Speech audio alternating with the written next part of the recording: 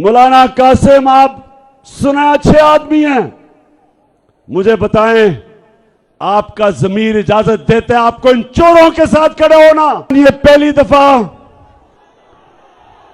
मैं मर्दान से इलेक्शन लड़ रहा हूं।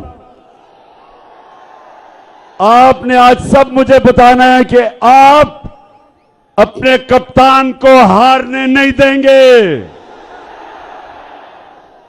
अच्छा, मैंने सुना है कि मौलाना कासिम जो मेरे मुखालिफ हैं, मैंने सुना वो एक अच्छा इंसान है।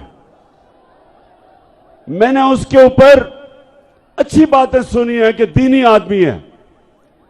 तो मौलाना कासिम, मैं तो हर दीनी आदमी, हर अच्छे इंसान की मैं इज्जत करता हूं,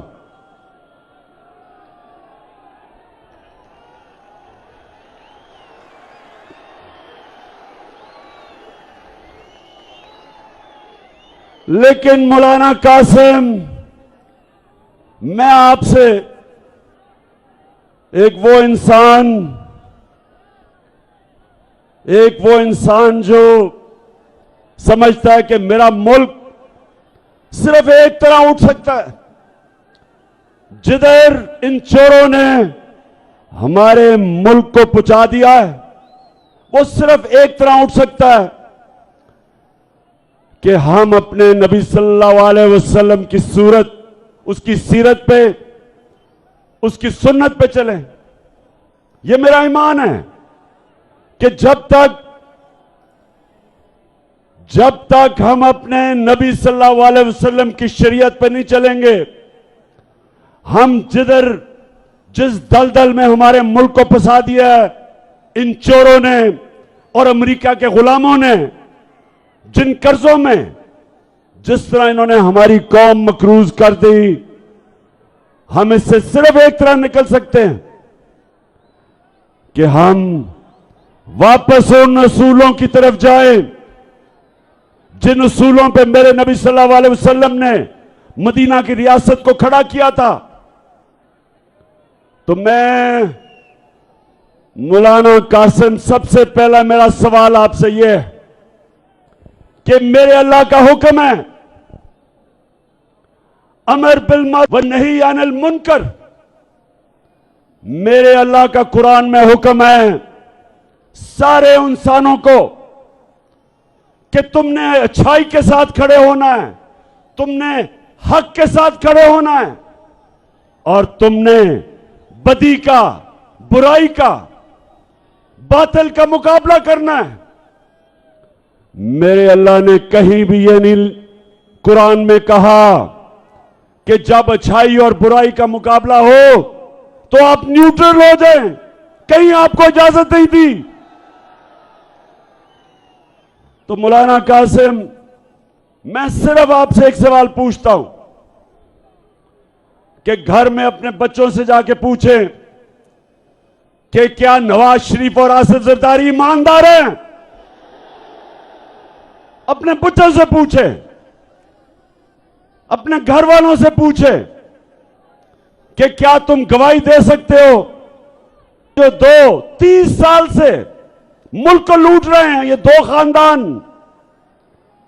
पूछे इनसे, अपने बच्चों से पूछें, दिल पे हाथ रख के बताएं कि क्या ये दो खानदान ईमानदार हैं? बताओ मर्दान, बताओ। 30 साल से ये मुल्क को लूट रहे हैं। 26 साल पहले मैं सियासत में सिर्फ एक वजह से आया था।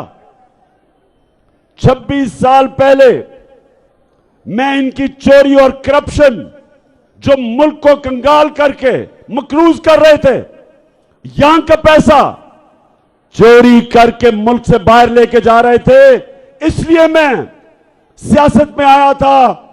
और इसलिए आया था कि जब आप एक इंसाफ का निजाम कायम करते हैं, जब आप ताकतवर को कानून के नीचे लेके आते हैं, जब एक मुल्क में इंसाफ आता है, तब वो मुल्क खुशहाल होता है।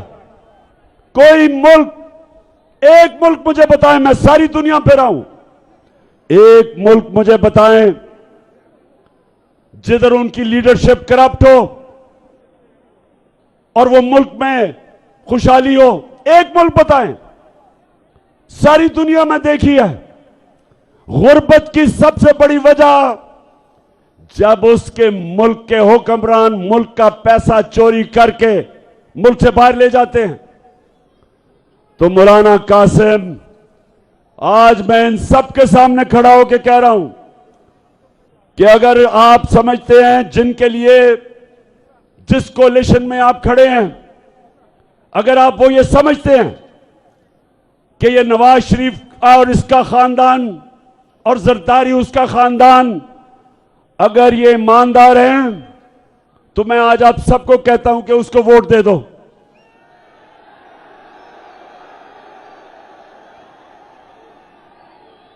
लेकिन मौलाना कासिम साहब, इनके ऊपर तो चोरी पे किताबें लिखी हुई हैं,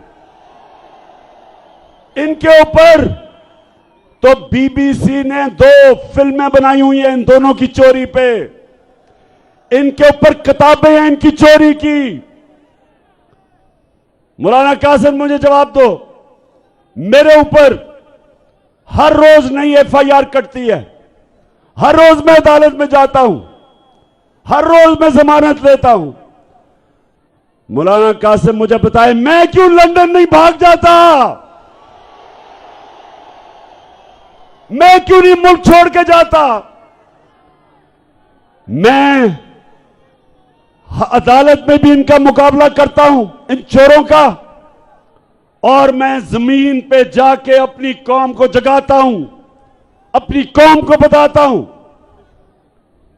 कि मेरी कौम का कोई मुस्तकबिल नहीं, किसी कौम का भी कोई मुस्तकबिल नहीं जिसके ऊपर चोर मुसल्लत हो, जिनके ऊपर अरबों रुपए के केसेस हो। तो मुझे मौलाना कासिम, आप सुना अच्छे आदमी हैं, मुझे बताएं, आपका ज़मीर इजाजत देते हैं आपको इन चोरों के साथ खड़े होना? कैसे आप अपने अल्लाह के सामने खड़े होंगे? क्योंकि अल्लाह ने तो वाज़ेह तौर पे आपको हुक्म दिया है अमर बिल मारूफ का। उसने आपको हुक्म दिया है कि अच्छाई का साथ दो। और अगर आप ये समझते हैं कि इमरान खान करप्ट है और फिर चले जाएं इसके साथ, लेकिन अगर इमरान खान करप्ट होता तो वो भी आज दुम दबा के नवाज शरीफ की तरह मुल्क से बाहर भागा होता।